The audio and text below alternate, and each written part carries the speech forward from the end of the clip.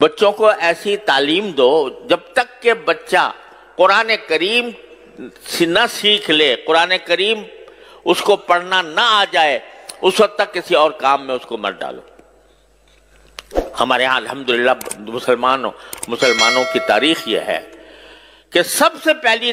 تعلیم جو بچے کو دی جاتی تھی وہ قرآن کریم کی ہوتی تھی، ناظرہ ہی صحیح، لیکن ناظرہ قرآن کریم بھی انسان کی زندگی میں انقلاب برپا کرتا ہے۔ اگر صحیح طریقے سے ناظرہ پڑھ لے نا بچہ تو اس کے دل میں ایمان کا بیج پڑ جاتا ہے، اور پھر آگے وہ ایمان کا بیج اس کو بہت سی برائیوں سے روکتا ہے۔ تو جب تک اس بات کا یقین نہ ہو جائے کہ میرا بچہ قرآن کریم پڑھنے کے قابل ہے، اس وقت تک اس کو آگے نہ بھیجو۔ اب ہمارے یہاں وزیر تک بن گئے ہیں لوگ، اور جب ان سے کہا گیا قل اللہ پڑھ لو تو قل اللہ پڑھنے نہیں آ رہا۔ تو وہ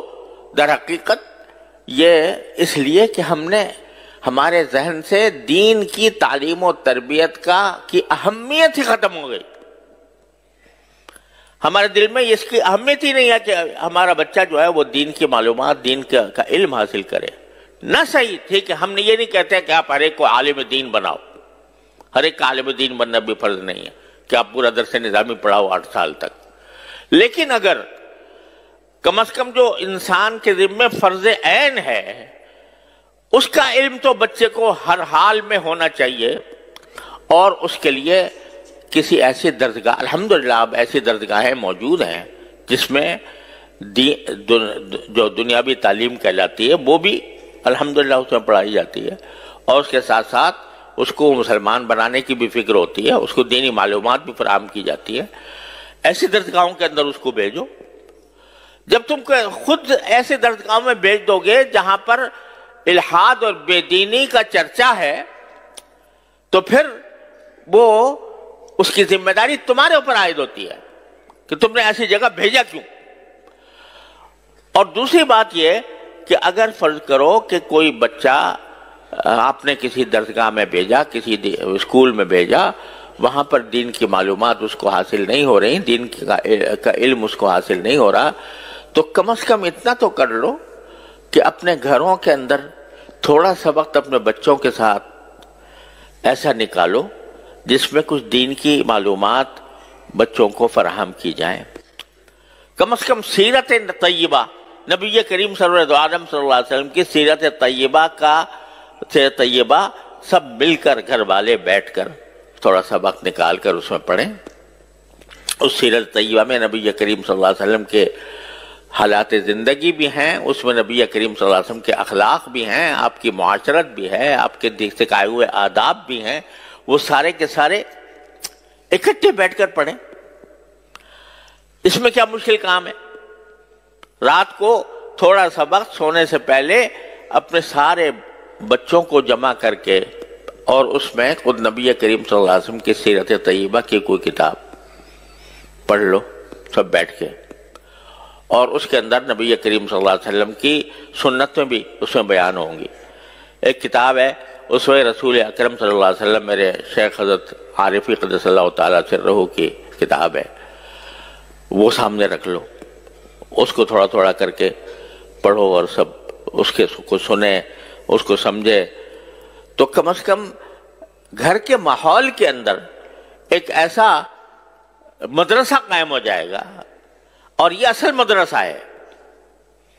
نبی کریم صلی اللہ علیہ وسلم کے عہد مبارک میں کوئی باقاعدہ مدرسہ نہیں ہوتا تھا، صفہ تھا جس میں صحابہ کرام مختلف علاقوں سے آ کے تھوڑے سے پڑھ گئے تھے، وہ انہوں نے تو اپنے آپ کو خاص کر لیا تھا اس کے لیے، لیکن ہر صحابی کا اپنا گھر خود مدرسہ تھا دین کا۔ ہر صحابی کے گھر میں تذکرے نبی کریم صلی اللہ علیہ وسلم کی سنت کے ہوتے تھے، آپ کی سیرت کے ہوتے تھے، اس کے نتیجے میں جو اولاد پیدا ہو رہی تھی وہ اولاد بھی سیرت اور سنت کے سانچے میں ڈلی ہوئی تھی۔ اس میں کیا مشکل کام ہے؟ میں کہتا ہوں 15 منٹ نکال لو، صرف 15 منٹ روزانہ، اور اس میں نبی کریم سرور عالم صلی اللہ علیہ وسلم کی سیرت طیبہ پر مشتمل کوئی کتاب پڑھی جائے، اور پڑھ کر بچوں کو اس کا اس کا علم دیا جائے سیرت طیبہ کا، اور پھر سیرت طیبہ کے ساتھ جو بنیادی ضروریات ہیں دین کی، وضو کے احکام، نماز کے احکام وغیرہ وغیرہ، اور اخلاق، آداب، کس چیز کے کیا ادب ہے، کھانے کا کیا ادب ہے، سونے کا کیا ادب ہے، بازار جانے کا کیا ادب ہے، خرید و فروخت کا کیا ادب ہے، یہ ساری باتیں رفتہ رفتہ روزانہ کر کے اگر 15 منٹ بھی روزانہ ہر انسان، ہر مسلمان نکال لے اور اپنے اولاد کی اس طرح تربیت کرنے کی فکر کرے تو انشاءاللہ اللہ تعالیٰ کی رحمت سے ایک انقلاب آ جائے گا۔ لیکن چونکہ فکر نہیں تو اس کی وجہ سے یہ چھوٹا سا کام بھی نہیں ہو پا رہا، اور قرآن اسی کی طرف متوجہ کر رہا ہے کہ تم ساری دنیا کے اوپر تنقید کرتے ہو کہ فلاں جگہ یہ ہو رہا ہے، فلاں جگہ یہ ہو رہا ہے، سیاسی ماحول کے اندر بے چینی ہے، اضطراب ہے، انتشار ہے، لڑائیاں ہیں، جھگڑے ہیں، تنازعات ہیں، ان سب کی شکایت تو کرتے ہو، لیکن خود اپنی طرف متوجہ ہو کر نہیں دیکھتے کہ تمہارے ہاں کیا کمی ہے۔ اگر تم فرض کرو کہ مکمل طور پر اسلامی احکام پر عمل کر رہے ہو لیکن تمہاری اولاد اور تمہارے گھر والے دوسری طرف جا رہے ہیں، اس کی ذمہ داری بھی تمہارے اوپر عائد ہوتی ہے، اپنی فکر کرو۔ اور اس کا ایک آسان راستہ میں آپ حضرات کی خدمت میں عرض کر رہا ہوں کہ 15 منٹ نکال لو روزانہ رات کو، اور اپنے گھر والوں کو جمع کر کے اس میں سیرت طیبہ اور احکام شریعت کی کتاب حضرت حکیم محمد مولانا تھانوی رحمۃ اللہ علیہ کی حیات المسلمین ہے مثلا، وہ پڑھ کے، بہت آسان کتاب ہے، آسانی کے ساتھ پڑھی جا سکتی ہے، وہ پڑھ کے سب کے سامنے پڑھی جائے تو انشاءاللہ اس سے ایک ماحول پیدا ہوگا اور اصلاح کی طرف ایک پیش قدمی ہوگی۔ اللہ تبارک و تعالیٰ اپنے فضل و کرم سے ہم سب کو اس کی توفیق عطا فرمائے۔ وآخر دعوانا الحمدللہ رب العالمین۔